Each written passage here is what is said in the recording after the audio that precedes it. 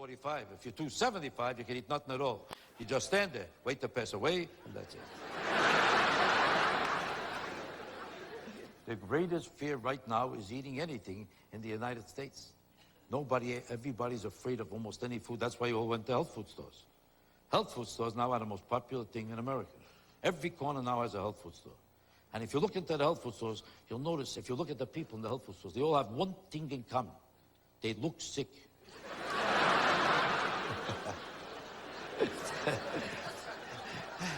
You ever see in your life a healthy-looking person in a health food store? I never saw that. They all look zerkrachen, zerhagen.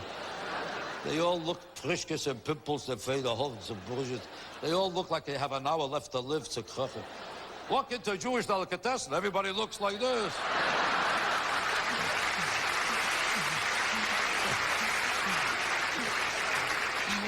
In the health food stores, they're all looking. Do you ever see what they eat in carrots? Carrots. And they can't see. They're all eating carrots. And the rest of them are reading alfalfa and bean sprouts and oats. It's a place for horses, not for people. Alfalfa. Let's be honest about it. If it wasn't a health food, would anybody on this earth ever eat alfalfa? The worst, most disgusting thing left on earth, I think, is alfalfa. You ever meet a guy in the street? You know what I miss? Alfalfa. I'm dying for alfalfa. I had a miserable day yesterday. What? I couldn't find alfalfa. Alfalfa. Who the hell would eat alfalfa? You ever go to a restaurant? The main dish, alfalfa. I never saw this stuff. Whoever served it at a bar mitzvah or wedding, did you ever see, what do you want? Alfalfa. I'm looking for alfalfa. Nobody wants alfalfa, but you have to eat alfalfa. There's only one healthy-looking person in a health food store. You know who looks healthy? The owner of the store. You know why? He's eating a pastrami sandwich. It's the only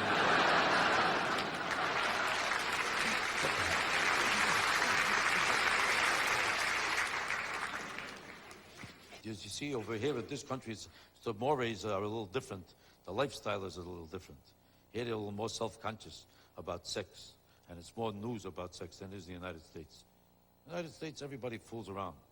The women still pretend that they don't, but they're almost about to, they're trying to, but they're not ready to. It's not nice. What time? It's up to you. Maybe we'll wake something up. They still don't fool around on the first date. First date, it's not nice. Second date, I'll take a chance. They convince themselves on the first date, they hardly know you. The second date, oh, why not? Now I know you better. How much better do you know a person on the second date than the first date? That philosophy is the biggest fraud in the world. It justifies a guilt complex that women have about sex. So they convince themselves on the second date they know you. It's the symbolism of the second date. They don't know you better. How do you know a person better because it's a second date? All you know is that the guy made 2 trips. All you know is that he went home and came back. She knows you better. The taxi driver knows you better. She don't know you better. You understand this? But she convinces herself he came back because he respects me. That proves respect. Who comes back to a girl out of respect? Out of respect, you go to a funeral, not to a girl.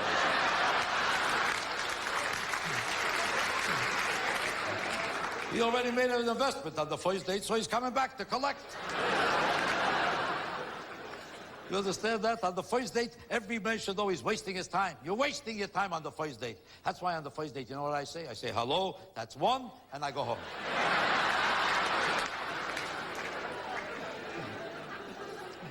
Because with all the openness in all of the societies, the simple fact is that women still are hypocrites about the whole subject of sex.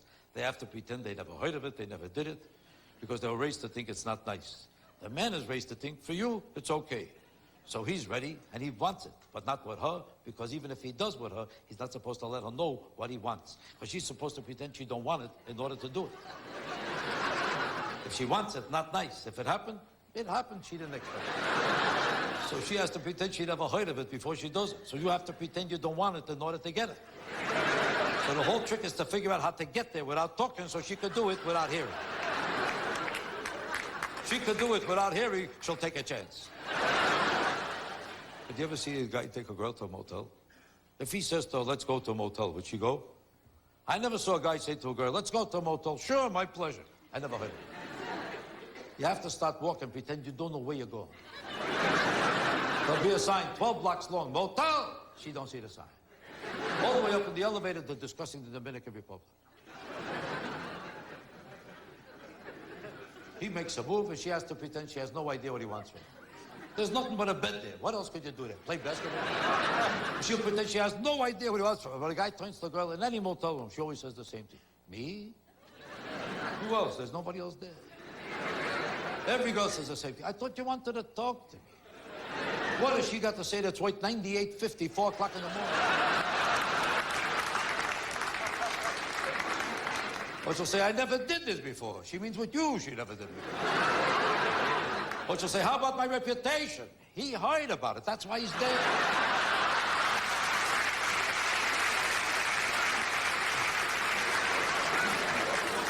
This show, I'll be honest with you, it's not for everybody. Do you notice that?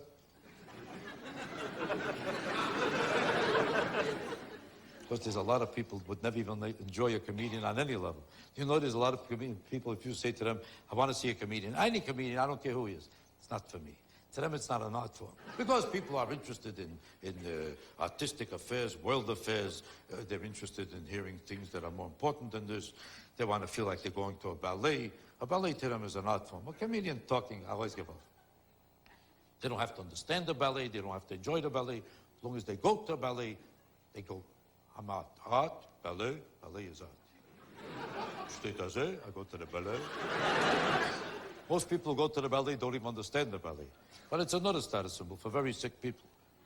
To be able to say you went, I'm not making fun of the ballet. The ballet is the most beautiful art form in the world, and I have the highest respect for any ballet dancer. But they have to achieve, as an artist, and the sacrifice they have to make, the delicacy and the perfection that goes into the development of the most perfect ballet requires such sacrifice, such delicacy, that there's no art form in the world that is so demanding and so exacting as a ballet. Let's be honest about it. There isn't. And anybody who makes fun of a ballet dancer is a putz and a lowlife to me. I'm not making fun of them. I'm making fun of the people who go to the ballet. Because most of them do not even enjoy the ballet. They don't even know what it's about. It's like the people who go to Les Mis. Do they understand Les Mis? Half of the people love Les Mis. The other half went there because everybody else went to Les Mis. You're a putz if you don't see Les Mis. Oh, I saw Les Mis. You saw Les Mis. What was it about? Well, I would say it's about 3 hours. That's about all they know. They hear 300 Gentiles screaming for an hour. What a show that was. What was it about? They have no idea. Some people love it, but the people who don't pretend to love it because you're supposed to love Les Mis. If it's a hit and you don't love it, you're a putz. So they straddled into thinking they enjoyed it. That's how people go to a ballet. They found out that 2 out of 42,000 people who go to a ballet actually enjoy the ballet. And those 2 people passed away a month ago, nobody knows. Most of the people who go to the ballet only go for one reason, so they can come back from the ballet. Once you come back, you're cultured. Where were you? The ballet. The ballet. I went to the ballet. Where were you? Also the ballet. The ballet. Go to the ballet. Then they tell it to another guy. Oh, I love the ballet. I love the ballet. I'd like to know this. I'd like to know this. If so many people love the ballet, how come the whole ballet season is a week and a half every 9 years? And how come every time they have a benefit luncheon where 300 Jewish women get together, it's to save what? To save the ballet, to save the symphony, to save the opera. Why? Because nobody goes there. If so many people went there, would you have to save them every week and a half? You ever see a benefit to save Madonna? I never heard of it. But if you take anybody out of a major city and give him a job in some cockamamie small town and you come to visit him, 2 years later, what's the first thing he tells you? That he misses London or he misses New York? Why? Because there's no life without London. There's no life. Why? It's not the same. Let's be honest. It's not the same. Why not? There's no ballet. Ask him, do you actually go to the ballet? Well, it's not that I go. At least I know I could go if I wanted to go. Go to any ballet. What do you see there? You see the same thing at every ballet. One girl is twirling, and 3,000 Jews sloughed.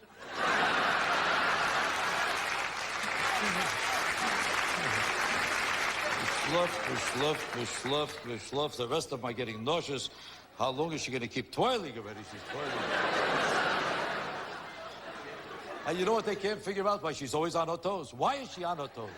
What is it? Can't they find a taller girl? I can't believe it. These are the same people who go to the opera. You know who goes to the opera? The same people who didn't sleep enough at the ballet, they come to sleep at the opera. Now, some people really enjoy the opera. I don't want to sound dogmatic. Some people really enjoy the opera. You know who? The 17-year-old kids from the music schools in the top balcony of every opera. They really enjoy it. They're involved in it. I'm not talking about them. I'm talking about people in the orchestra. Not one of them knows what the hell is going on in the opera. Mishluft, mishluft, mishluft. Everybody has a tuxedo. They came from the United Jewish Appeal. Mishluft. Mishluft, mishluft. It's a bedroom for rich Jews. That's all it is.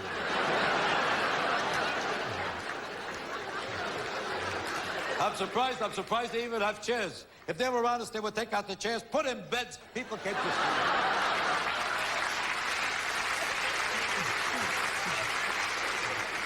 I'm surprised people come with suits. If they were honest, they'd come with pajamas. They came to sleep.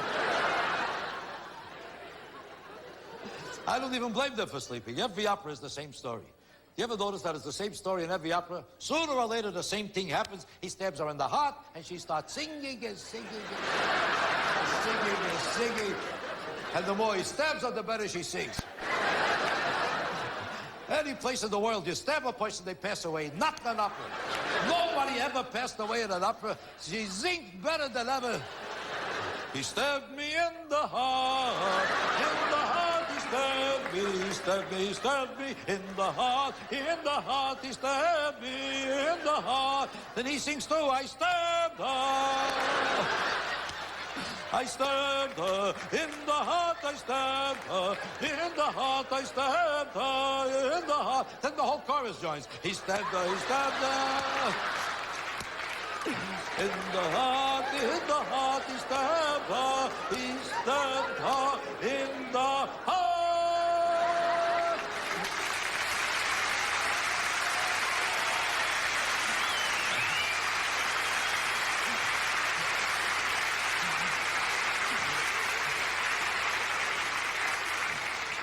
Well, ladies and gentlemen, I think we're going to try to have a little intermission now. I would appreciate if the Gentiles have the decency to let the Jews out first.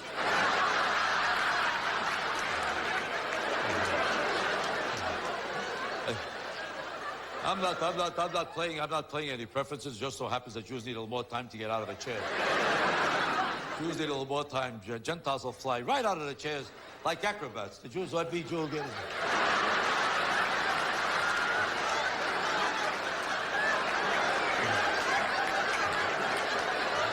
Every Jew is going to get up like this. There's something pulling here.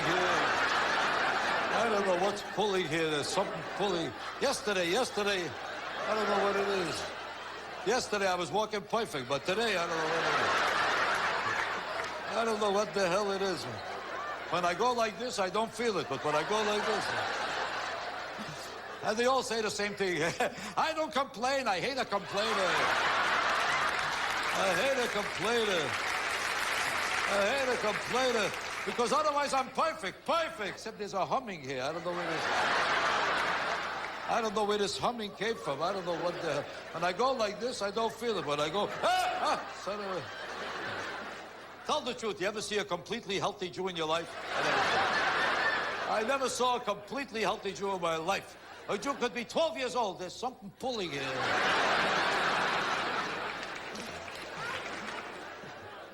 Gentiles are just the opposite. Gentiles are never sick, because they're raised with this macho imagery that you're not supposed to admit you're sick, you're not supposed to even think of yourself as sick. They could crash into a wall, be bleeding to death. Don't bother me, I'm okay. I'm okay, but you're passing away, so what? You don't live forever. Jews are always sick, that's why Jews are all experts on doctors. Why, did you ever see a Jew that's not an expert on doctors? I don't know one Jew in the world that doesn't know the biggest doctor, the biggest. If a Gentile needs a doctor, she's assigned doctor close enough. A clinic, begin. When a Jew needs a doctor, they consult with every doctor in it. There is not one Jew that's not a consultant upon doctors and doctors. By the time they pick out a doctor, they'll all tell you, this is the biggest doctor, the biggest. Jews only know the biggest. I never met a Jew that doesn't know the biggest. You know how big he is, they'll all tell you, he is so big. They'll all tell you the same thing, you can't get in. You can't get in, that's how big he is. You can't get in. If a Jew hears you could get in, they'll never go there. Jews only go to doctors where you can't get in. You can't get in! You can't get in before you know 300 Jews are online. What are you doing here? I heard you can't get in. I'm here. Why, are you sick? Not right now, but I'm not going to wait till the last minute. They'll always tell you can't get in, and they always tell you can't get in for the same reason. It's always the same reason, because he's the head of the hospital. Did you ever hear of a Jew in your life that went to a doctor who's not the head? He's not the head, they wouldn't even talk to him. He's only for Gentiles, forget about it. Jews only go to the head. He is the head, the Lord, the head. Not only the head of this hospital, he's the head of every hospital. Used to be the head of Mount Sinai, now he's the head of Mount Hebron. They wanted him to be the head of Mount Rushmore. He turned it down. He is too big, he is so big, you can't get in. You know how long it takes to see this doctor? 8 years. 8 years is the minimum. They'll all tell you 8 years, the minimum is 8 years. That's with a connection. Without a connection, 11 years. 11 years, minimum 11 years. The other guy always has to top you. What's 11 years? 11. My doctor, 23 years, minimum. Minimum. That's with a connection. Without a connection, 39 years, minimum. You think that's a doctor? My doctor is so big that nobody has seen him yet. Well, ladies and gentlemen, we're going to have a little intermission right now. Let's be honest, this is too good a show to go straight through. You need a break, don't you? I need a break, and the station needs a break. So give them a break. And call the number right there on the screen and make a pledge of financial support. Give us all a break. And then I'll be back after the break.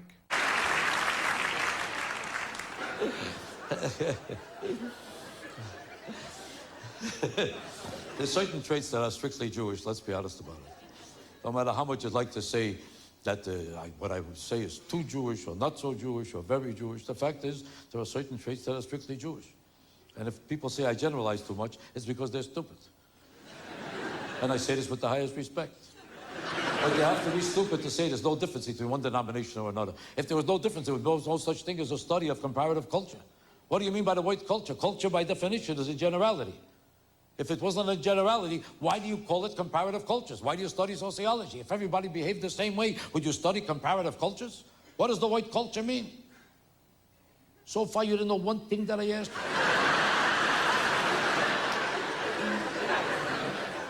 Jews have certain problems in their character that comes from a history of persecution. And there are also benefits because of it.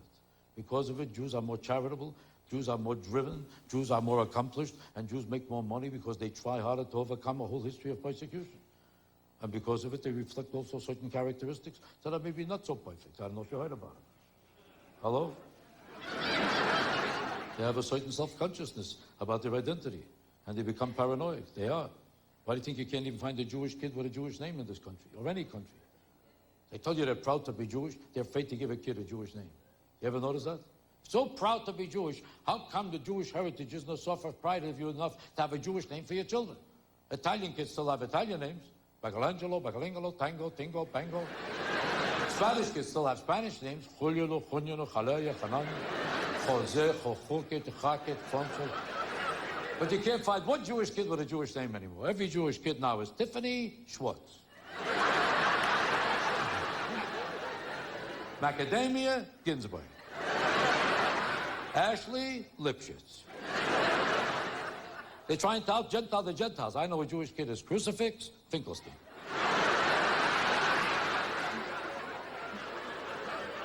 The only people left for Jewish names anymore are black people. Whoopi Goldberg.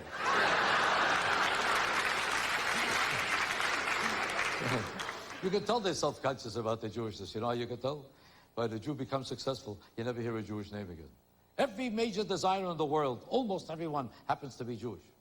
But when they become a designer, Yves Saint Laurent, Saint Laurent, Saint Laschmeck, Saint Laurent, all of a sudden they have one French name after. They can't even pronounce their own names. What's your name?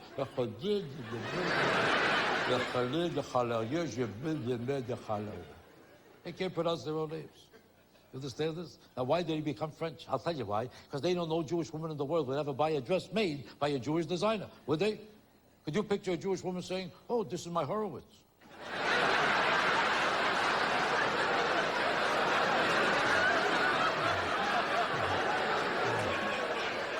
Do you want to see my Finkelstein? It's coming up now.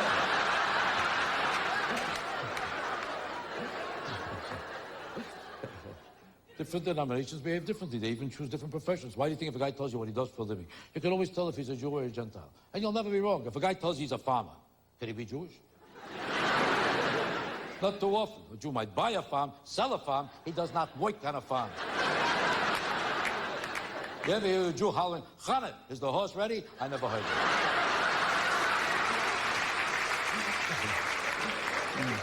Do you ever see a Jewish stuntman? I was in Hollywood for 30 years. I saw them make 9,000 pictures. I never saw a Jewish stuntman. Jews don't fly from buildings, from furniture. They don't crash into walls. This is for Goyim, and that's it. It's not for Jews. Jews have stunts too, but they have different kinds of stunts. They take in 9 million, they show a loss.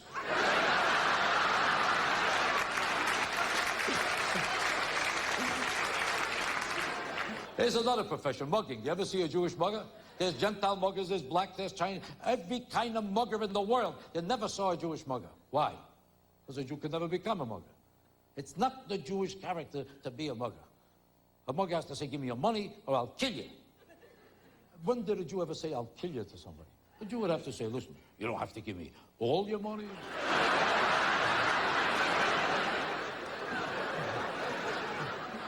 You could give me a few dollars now, we'll talk it over.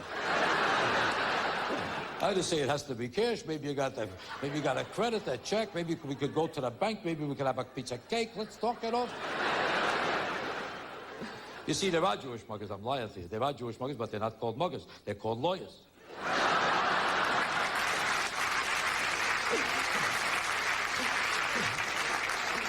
Let's be honest about it. There's certain professions that are not for Jews, just like there's certain professions that are not for Gentiles. For instance, there's Gentile accountants, but they stink at it. Even a Gentile doesn't want a Gentile accountant. Everybody knows accounting is for Jewish people. It's not for Gentiles. There are Gentile accountants, but it's not their field. It's a Jewish business, and that's it. They might try to be an accountant, never works out. They never get the same figure a Jew gets at the end of it, do they? Accounting is not for Gentiles. They add up the figures, no matter what it is, sign the name, close enough, that's it. A Jew looks at the same figures, but he thinks it over. He says to himself, wait a second. We don't have to pay this. Who said we have to pay this? They find a way under it, around it, between it. Before you know it, the government owes you a few dollars.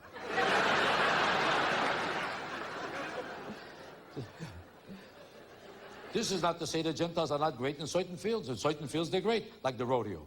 Perfect. They're great for the rodeo. Do they have a rodeo here? Oh, you know what a rodeo is? You don't know. You do? That's where you fly from horses. There is not one Jew in the world that ever joined the rodeo. But it's the most popular profession for Gentiles in the United States because in the rodeo, it's a status symbol. It's like a great prize fighter, a great football player, a flit from a horse, and they love it. They love to sit on a horse that's going to throw you right off. The culture of the Jew made it impossible for him to do the same thing that a Gentile does. That's why to this day, you don't see a Jewish athlete. How often do you see a Jewish athlete?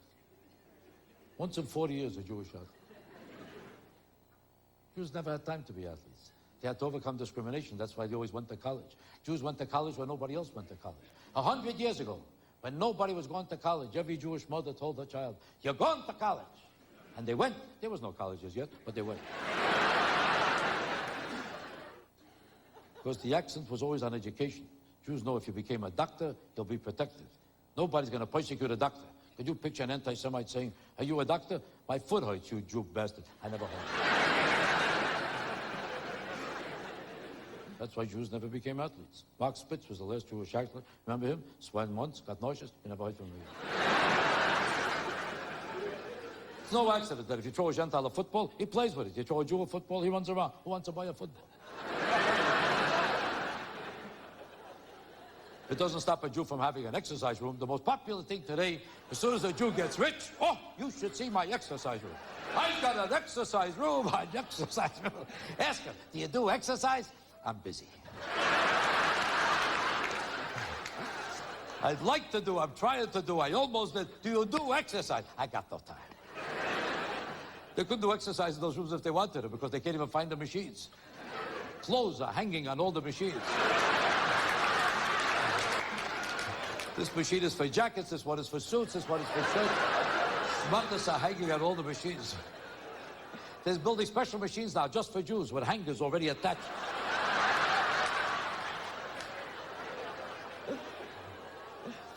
It's like a Jew with a sauna. Does a Jew use a sauna? Does a Jew have any use for a sauna? But they all have a sauna. Oh, you should see my sauna. It's another closet. Whatever didn't fit in the regular, just went to the... Why would a Jew have a sauna? Is there any reason for it? The Jew spends his whole life looking for air conditioning. That's all they look for. Jews spend their whole lives opening doors. Is it air conditioning? It's not. Forget it. Then they buy a sauna. I only saw one Jew in my life in a sauna. You know why he was there? It was air conditioned.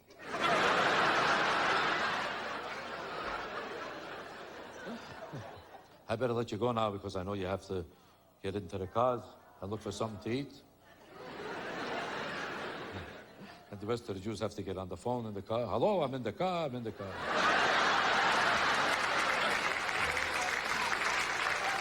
I'm in the car, I'm in the car. You got the wrong number, so what? I'm in the car.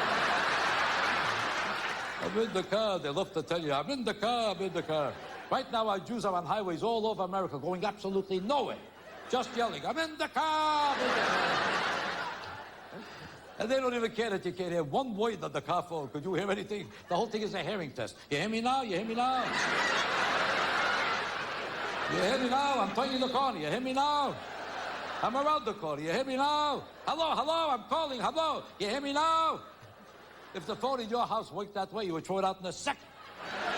For $6, you would throw it right out. But for $9,000, I'm in the car! Understand this? Not too funny to this group. The Gentile will laugh easier. Jews don't laugh unless they get permission from their wives. That's also true. That's not an exaggeration, that's a fact. Jews never laugh unless they get permission from their wives. If a Gentile thinks I'm funny, they laugh. I noticed this for 30 years already. Every time I perform any place, I see if a Gentile thinks I'm funny, they just laugh. If a Jew thinks I'm funny, they never laugh first. They always look at her face. Isn't he funny? Tell the truth. Isn't he funny? He's not. He's not.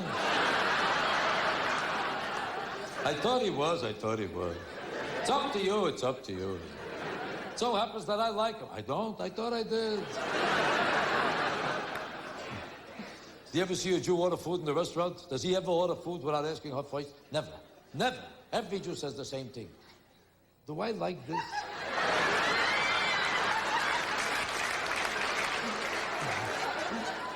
Every Jew gets up in the morning the same way. Did I do something wrong yet? I don't care if he's the biggest genius in the world. To her, he's a putz, he's a schmuck. He can be making $40 million a year. You know what she'll say? 40 million. That's because he don't listen to me.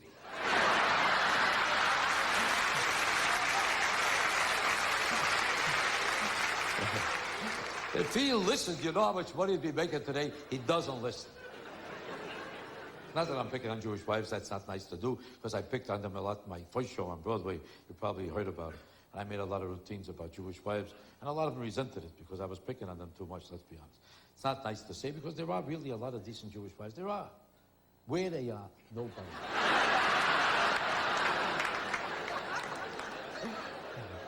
I'm not saying there's nobody happily married. Some people are very happy. You know who's happily married, I find? The girl and her mother. That's it.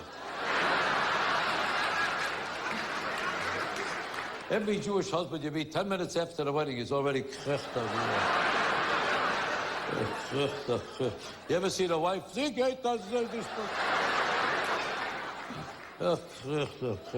Every Jew I know is going from one doctor to the other. The head is spinning, this is schwitzing, this is not working. The foot is hanging, the head is... She's gone to doctors too, but for a different reason. To move the nose over here, to pick up the chin, to push this up, to push this out, to push this around. Every Jewish yenta is rearranging every part of her body. By the time she's 72, she looks 12 and a half. He's 27, but he looks 98. I'm not picking only on Jews, let's be honest about it. Marriage is a failure in general. It's a failure all over the world. People don't like to face it. People don't like to talk about it. It's one of those unmentionable subjects. But the truth of the matter is, marriage in general is a failure. If anything else succeeded as often as marriage, who would go into it? Would anybody invest in a business that succeeds as often as a marriage? Would you invest a quarter in that business if the chance of success is 1 out of 40,000? No study of marriage objectively made by anybody, a sociologist, philosopher, psychiatrist, I don't care who they are. They never come to the conclusion that most of the marriages succeed. Everybody assumes that most marriages fail. Why does everybody go into it? Why? Why do they go into a failing proposition? Why does it accept them no idea any place else on the site to say, how come? You understand this? Well, if everybody opened a store on 37th Street and 8th Avenue, failed for the last 300 years. Whatever anybody, hey, you know a great location for a store? 37th Street and 8th Avenue. Nobody would say that. but they still get married. Why? Because it's a system. You're considered nuts if you're single. If you're married, you're normal. You can be married and bleeding to death. You can be passing away every day, killing each other. He's married, nice place. Single, oh, there's something wrong with it. Every married person is always begging every single person to get married. You ever notice that? Why? Because they're nauseous and they want you to have the same life.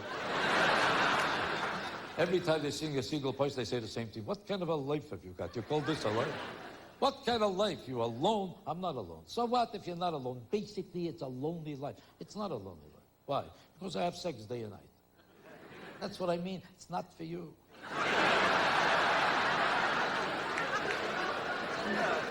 But I'm enjoying myself. Just because you're enjoying yourself, that means you're having a good time. You can't tell from enjoyment if you're having a good time. It's an empty life. But it's not. Why? Because there's a different girl every 5 minutes. That's what I mean. It's no good. Now it's good. But in the long run, you'll know how miserable you're going to be. So when I become miserable, I'll get married. Why do I have to get married now? Do you understand this? Mister?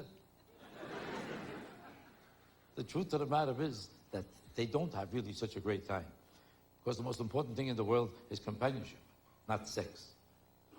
Sex without love is better than nothing.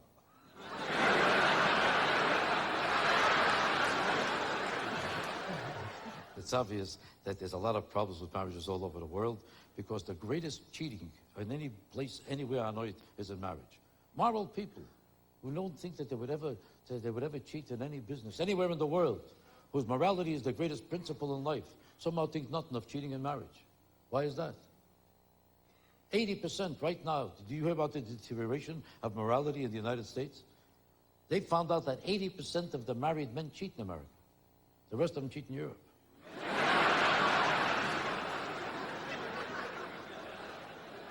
Do you know what's going on among women right now? Among women right now, 1 out of 3. 1 out of 3.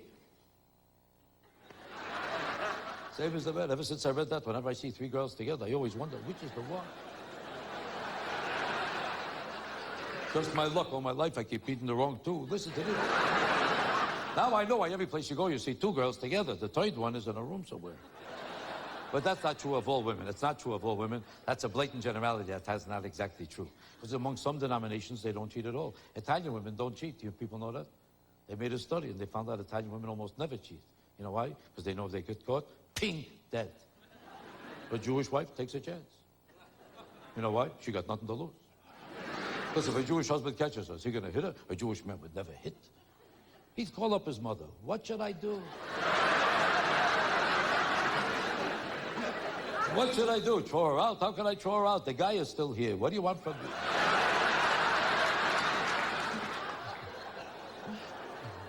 No man can imagine his own wife cheating. He can't imagine it. You know why? When he comes home, she looks to kochen, to werfen, to hagen, to schlip, to chazur. He figures, well, I have to. Who else is going to bother with her? He doesn't know that that's how she looks in the house for him. On the outside, he'd never recognize it. Never. I know a guy who's cheating with his own wife for 10 years. Never found out.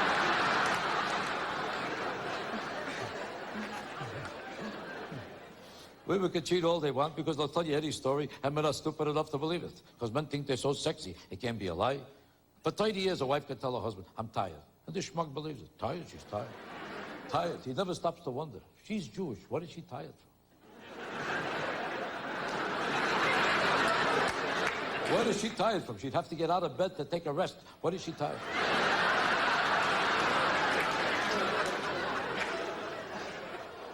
She'll tell you anything. Not tonight. Why not? The children, the children. One is 28 and one is 32. But men are stupid enough to buy it. Why? Mister? For the same reason that they're intimidated by their wives all their life. Especially if he's Jewish. The most intimidated... The Jew can't even walk around in his own house without figuring out where he's allowed to sit. Go into an Italian home. You ever see a wife straight as her? You ever see one? I'm talking to you. An Italian wife, if she's still living, she considers it a successful marriage. A Jew can't even drink from a cup because if it costs more than a quarter, it's not for him, it's for the guests. Anything that costs more than a quarter is not for you. It's for the guests. He don't even know the guests. She threw out his guests 30 years ago. He don't know one person that ever came to that house in the last 30 years, and he has to walk around his whole life with a paper cup. I say if a Jewish man fell in love with a Jewish woman, if he had any brains, he would let somebody else marry her. Then you come to the house as a guest. You can do whatever you want. This was a fantastic show, and if it wasn't, I'm not going to concern myself with it, because I know who I am. I say that with the highest respect. It doesn't mean I'm not concerned about your opinion, but if a person knows who he is, he doesn't wait for other people to validate him. The greatest sign, wait, I'll find my place. The greatest sign of mental health is that you should know who you are, and I wish it upon all of you, that you should know who you are, just like I know who I am. This shows no disrespect to other people, but you should know who you are. I thank God I know who I am. It took me a long time to find out who I am. That's why I appreciate it, because for years I didn't know who I was. I'm not ashamed to admit it. I had a problem with that. But I went to a psychiatrist. He took a look at me. He said, this is not you.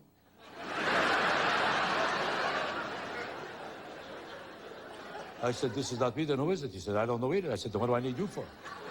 He said, to find out who you are. He said, together, we're going to look for the real you. I said, if I don't know who I am, how will I know who to look for? And even if I find me, how will I know if it's me? Besides, if I want to look for me, what do I need him? I could look myself.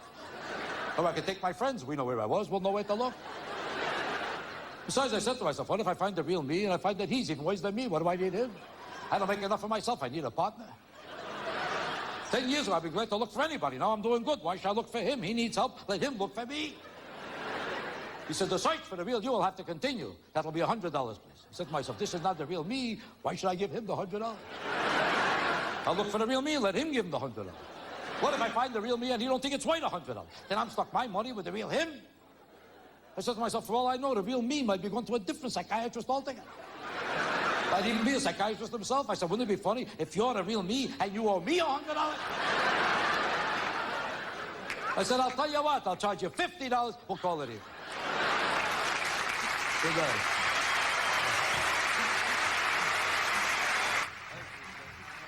You've been watching Look Who's Laughing with Jackie Mason on KIXE Television. This is your public television station for the North State of California. Call 243-5493 or 800-655-0099 and express your support for continuing this type of program. Join and become a member now.